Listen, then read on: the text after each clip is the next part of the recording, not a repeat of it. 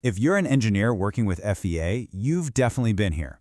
Your boss hands you what looks like a super simple context simulation. You build the model, you hit submit, and it just fails. It's probably one of the most common and most frustrating hurdles to overcome. But don't worry, today we're going to get you over it. Okay, so let's use a classic example to frame this whole thing. You've got a rigid door and it's pressing down on a flexible rubber seal. Seems pretty straightforward, right? Your job is to figure out how that seal deforms and what the contact pressures look like. It's a standard issue task for any CAE engineer. Exactly. I mean, you do everything by the book. You define the parts, the materials, you put the loads on, everything looks perfect. But then you run the job and a few minutes later, bam, it aborts. And the worst part, it gives you no clue why. It is incredibly frustrating. It is, but trust me, there's a logic behind the madness, and that's what we're going to break down today. We'll start with our own failed model, and then we're going to pop the hood and see how Abaqus actually thinks about contact. We'll cover the physics, the single biggest mistake people make setting this up, how to actually diagnose the problem, and then we'll wrap it all up with a checklist to get it right almost every single time. So, let's get back to our door seal. We've set this up using all the standard out-of-the-box settings. We've got our hyperelastic rubber for the seal and a rigid body for the door. Simple enough. Now, let's see what happens when we actually try to run it. And here we go. You can see it actually gets somewhere. It makes some progress. The door starts squishing the seal. You can see the stresses building up. You think, hey, it's working. And then it just dies. The analysis completely fails about a third of the way through. And then you get this message, the message we all love to hate. Aborted due to errors. That's it. It tells you absolutely nothing useful. It feels like the software just threw its hands up and quit. So where on earth do you even start to fix this? Well, we start by understanding the engine. To solve a contact problem, you've got to understand how the solver thinks. It's not magic, it's just a set of mathematical rules. And if we can understand those rules, we can guide it to the right answer. The absolute core of this whole thing is something called contact enforcement. All this is really is the method Abaqus uses to obey the most basic law of physics. Two objects can't be in the same place at the same time. This is the algorithm that stops one surface from just ghosting right through another one. Now, how it does this is pretty clever. The simplest way is the penalty method. I want you to think of it like stepping on a really stiff, bouncy floor mat. You sink in just a tiny, tiny bit, and the mat pushes back. That penalty is like a spring stiffness that resists the penetration. It generally makes it easier for the solver to find a solution.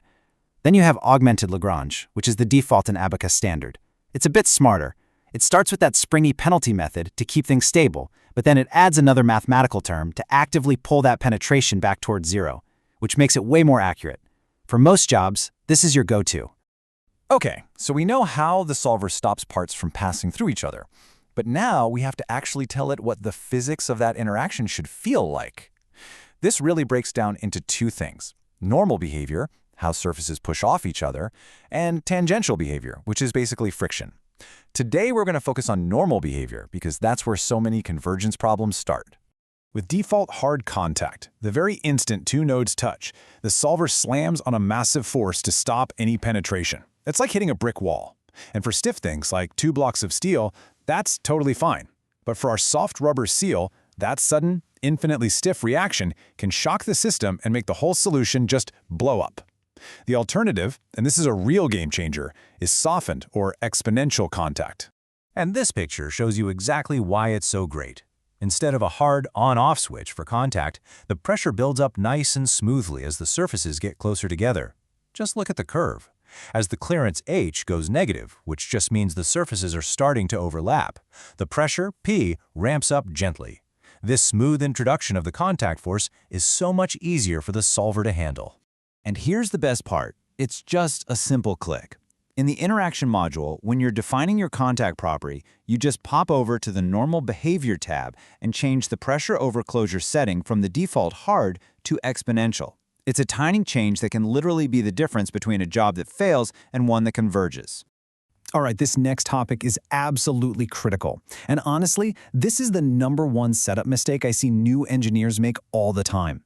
Abaqus makes you define which surface is the master and which is the slave. And if you get this backwards, you are setting yourself up for a world of pain.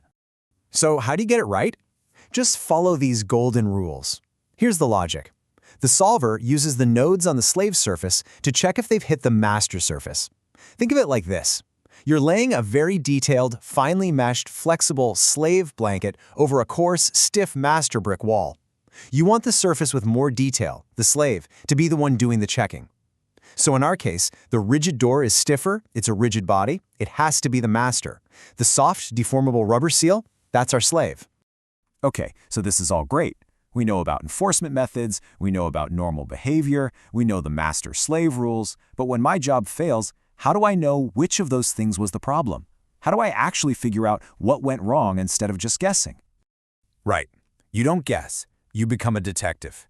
And your first, most important clue is always, and I mean always, in the message file. That's the .msg file. This file is a log of everything the solver was thinking and doing. Before you touch anything in your model, you open this file and you look for some very specific keywords. Two of the biggest smoking guns are severe discontinuity iterations and cutbacks. If you see a high number of severe discontinuity iterations, that means your contact status is chattering. Nodes are bouncing on and off of the other surface, and the solver can't find a stable solution. That's a classic sign your contact is too hard. And if you see repeated cutbacks, it means the solver tried to take a step forward, failed, and had to shrink the step size and try again. If it does that too many times, it just gives up. Both of these are screaming instability at you, and it's usually coming from your contact settings. And check this out. In our door seal model, the message file was full of severe discontinuity iterations. So we went back, we took our own advice, and we just changed the normal behavior from hard to exponential. We submitted the exact same job again, and boom, it completed successfully. It really is that powerful. Exactly. Once you know what you're looking for, you can fix these problems systematically instead of just guessing. So let's put everything we've talked about together into a simple pre-flight checklist that you should use for every single model you build that has contact in it. Seriously, if you follow these rules, you will solve 90% of your contact problems. It covers everything from making sure NLGM is on, which just means you're accounting for big shape changes, to getting your master/slave surfaces right, starting with exponential contact, and always requesting outputs like C-press or contact pressure so you can actually see and prove that your results make sense. This right here is your recipe for success.